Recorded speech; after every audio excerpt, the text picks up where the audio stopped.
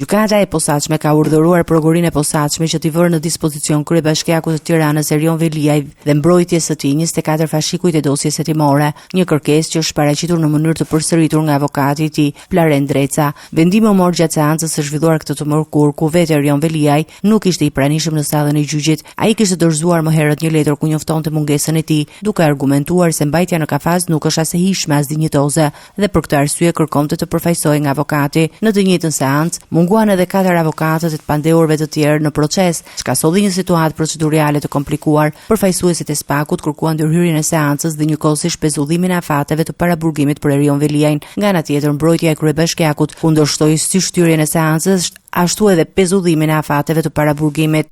Jeni dëshmitar të faktit që çdo kërkesë që keni bërë ka marrë kohën e vet, por ka marrë përgjigjen e duhur, siç pat dhe sot, që mori përgjigjen e duhur fakti që ne akoma jemi 24 fashikuj të panjohur dhe sot gjykata na e dha mundësinë që t'i njohim mbasi kanë kaluar muajt dhe siç e pat sot praktikisht ashtu siç e thash në seancë, shkak për pezullimin e afatit paraburgimit është bërë Lart Haxhie.